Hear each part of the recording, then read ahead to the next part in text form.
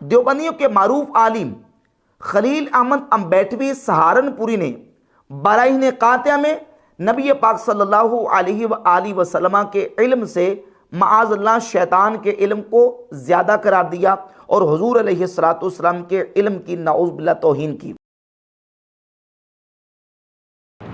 الجواب: قد سبق منا تحریر هذه المسألة ان النبی صلی اللہ علیہ وسلم عالم الخلق علی الاطلاق بالعلوم۔ حضرت فرما رہے ہیں ہمارا عقیدہ اور ہمارا نظریہ یہ ہے کہ نبی کریم صلی اللہ علیہ وسلم کے پاس کائنات میں سب سے زیادہ علم ہے، اور جس کا یہ عقیدہ ہو کہ کسی شخص کا علم اللہ کے نبی صلی اللہ علیہ وسلم سے زیادہ ہے، ہمارے ہاں وہ کافر ہے اور دائرہ اسلام سے خارج ہے۔ ہمارا عقیدہ یہی ہے جو ہم نے آپ کو بیان کر دی ہے۔ اور یہ کیسے ممکن ہے کہ ہمارے بزرگوں میں سے کوئی بزرگ اپنی کتاب میں یہ مسئلہ لکھ دے کہ نبی پاک صلی اللہ علیہ وسلم سے زیادہ کسی کا علم ہے، اور حتیٰ کہ ہم یہ لکھ دیں کہ ابلیس کا علم اللہ کے نبی سے زیادہ ہے، ہم اس کا تصور بھی نہیں کر سکتے کہ کسی نے آپ کو انتہائی غلط بات بتائی ہے۔ اگلی بات حضرت نے فرمائی جو سمجھنے کی ہے، فرمایا ہاں یہ ضرور ہے کہ دنیا میں کوئی گندی سے گندی، گھٹیا سے گھٹیا چیز ایسی ہو کہ جس کی طرف اللہ کے نبی التفات نہ فرمائیں، آپ کی شان کے لائق نہیں ہے، اور وہ ابلیس کی حیثیت کے مطابق ہے، ابلیس اس پہ توجہ کرے اور ابلیس اس کی معلومات حاصل کرے اور اس کی معلومات اللہ کے نبی کے پاس نہ ہوں، تو اس کا معنی یہ نہیں ہے کہ ابلیس اکمل، عالم اور افضل ہے، اور اللہ کے نبی کے پاس چونکہ اس بات کا علم نہیں ہے لہذا اللہ کے نبی کا مقام کم ہو گیا ہے۔ فرمایا اس کی مثال بالکل ایسی سمجھو کہ جیسے ایک متبحر، مدقق اور بہت جید عالم ہے اور ایک چھوٹا سا بچہ ہے۔ اب اس محقق اور مدقق جید عالم کا علم اس چھوٹے بچے سے کئی گنا زیادہ ہے، ان دونوں کے علم میں آپس میں کوئی مناسبت ہی نہیں ہے، لیکن بعض گھٹیا سی چیزیں ایسی ہیں کہ جس کا علم اس بچے کے پاس ہے اور متبحر اور جید عالم کے پاس نہیں ہے۔ اب کوئی بندہ یہ بات کہہ دے کہ اس بچے کا علم جید عالم سے زیادہ ہے، یہ کتنی بڑی حماقت ہوگی۔ میں اس کی آپ کو مثال دیتا ہوں۔ آپ کے اپنے علاقے میں کچھ کھیلیں ہوتی ہیں، ہمارے علاقے میں اپنی کھیلیں ہیں جو بچے کھیلتے ہیں، ان میں ایک کھیل کا نام ہے گلی ڈنڈا۔ آپ جانتے ہیں نا کھیل کا نام کیا ہے؟ آپ اپنے شیخ الحدیث صاحب سے کہ استاد جی اج میں تو گلی ڈنڈا کھیلنا، وہ کیا کہیں گے؟ او بیٹا یہ میری شان کے لائق نہیں ہے، مجھے پتہ ہی نہیں گلی ڈنڈا کسے کہتے ہیں، اور تو کہتا ہے میں نے کھیلنا ہے۔ اب دیکھو بچے کو گلی ڈنڈے کا پتہ ہے لیکن شیخ صاحب کو پتہ، اب اس سے کیا نتیجہ نکلا کہ بچے کا علم شیخ صاحب سے بڑھ گیا ہے۔ بات سمجھ آ گئی؟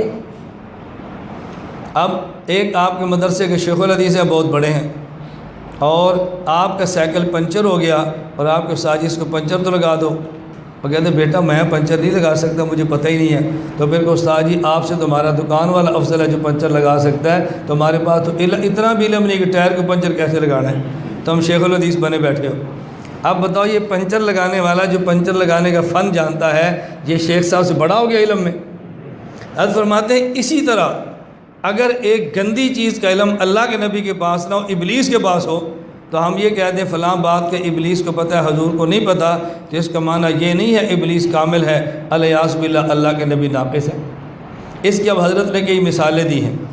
ایک مثال جو میں نے بچے والی دی ہے، دوسری مثال حضرت سلیمان والی کہ ایک بات کا ہدہد کو پتہ تھا اور سلیمان علیہ السلام کو پتہ نہیں تھا۔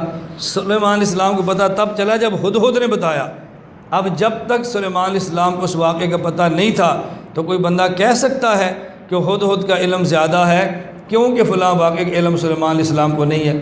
تو ایک واقعے کا علم نہ ہونے کی وجہ سے سلیمان علیہ السلام کا ناقص ہونا اور ہدہد کو علم ہونے کی وجہ سے ان سے اکمل ہونا لازم نہیں آتا۔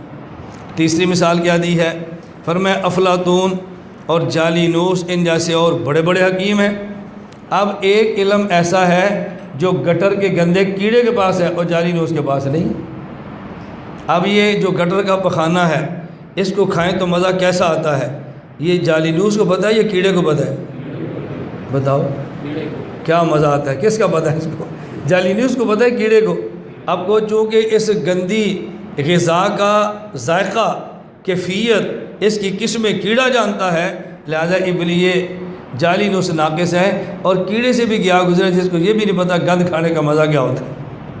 ہم کہیں گے خدا کا بندہ اس کے ذمے کو گند کھانا ہے، جالونس کے ذمے کو گٹر ہے، کوئی غلاظت کی بو سونگھنا ہے، اب کیسی بات کرتے ہو؟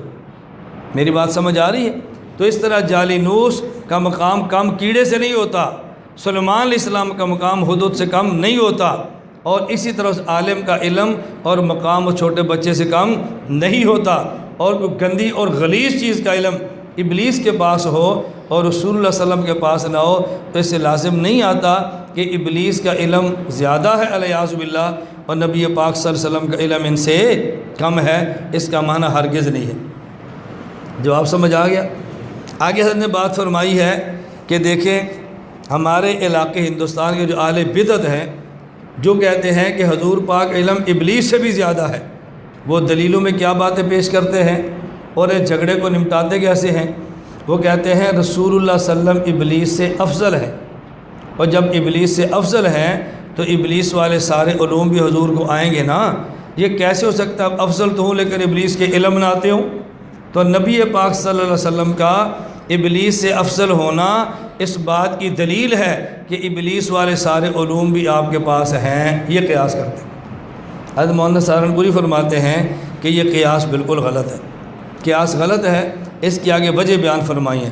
فرمایا ایک وجہ یہ قیاس فاسد ہے، قیاس مال فارغ ہے، اور کوئی نص اس پر موجود نہیں ہے کہ ابلیس والے سارے علوم رسول اللہ صلی اللہ علیہ وسلم کے پاس ہیں۔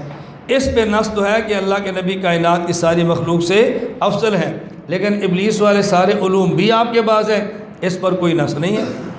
اب حضرت فرماتے ہیں آپ بتاؤ الا تری ان کل مؤمن افضل و اشرف من ابلیس، تمہارا کیا خیال ہے؟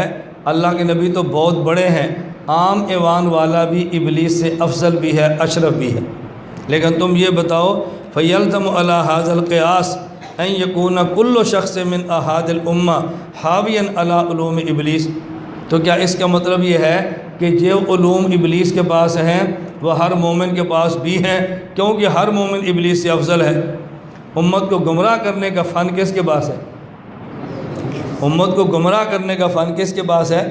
ابلیس کے پاس، ہر مومن کے پاس ہے، تو پھر مومن افضل ہوا ابلیس افضل ہوا؟ حالانکہ ہمارا عقیدہ ہے کہ مومن ابلیس سے افضل ہے، لیکن اس کا معنی یہ کہ ہر مومن ابلیس کے سارے علوم کو بھی جانتا ہو کیونکہ افضل ہے۔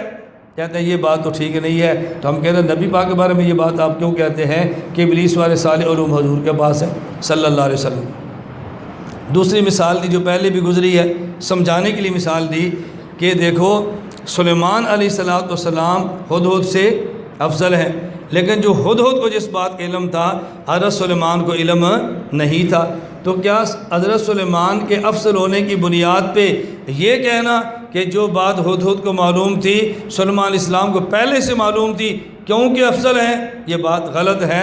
اس لیے کہ ہدہد کہتا ہے انی احطت بما لم تحط بہ، میں ایسی چیز بتا رہا ہوں جس کا علم آپ کے پاس نہیں ہے۔ تیسری مثال کیا دی؟ فرمایا افلاطون اور جالینوس یہ دونوں، یہ دیکھو گٹر کے گندے کیڑوں سے افضل ہیں، لیکن اس کا معنی یہ ہے کہ جو مزے، جو ذائقے، جو نجاست کیفیات گٹر کا گندا کیڑا جانتا ہے وہ جالینوس کو بھی معلوم ہے اور وہ افلاطون کو بھی معلوم ہے، کیونکہ ان سے افضل ہیں۔ کہتے ہیں نہیں، تو ہم کہتے ہیں اگر افضل ہونے کی بنیاد پہ مفضول کے سارے علوم کا معلوم ہونا ضروری ہے تو پھر گندے کیڑے کو جس طرح نجاست اور غلاظتوں کے ذائقے کا پتہ ہے افلاطون اور جالینوس کو بھی معلوم ہونا چاہیے، حالانکہ کوئی بھی اس کا قائل نہیں۔ تو حضرت فرماتے ہیں ہم نے مسئلہ یہ لکھا ہے، یہ مسئلہ نہیں لکھا جو انہوں نے آپ کو بتایا ہے، آپ کی غلط ذہن سازی کی گئی ہے۔ اب خلاصہ کیا نکلا کہ رسول پاک صلی اللہ علیہ وسلم کا علم کائنات کے سب افراد سے زیادہ ہے، حتیٰ کہ ابلیس کے علم سے بھی نبی پاک صلی اللہ علیہ وسلم کا علم زیادہ ہے، اور جو یہ کہ ابلیس کا علم حضور سے زیادہ ہے ہمارے ہاں لا ریب، لا شک اور بلا ریب و بشک قطعاً کافر، مرتد اور دارہ اسلام سے خارج۔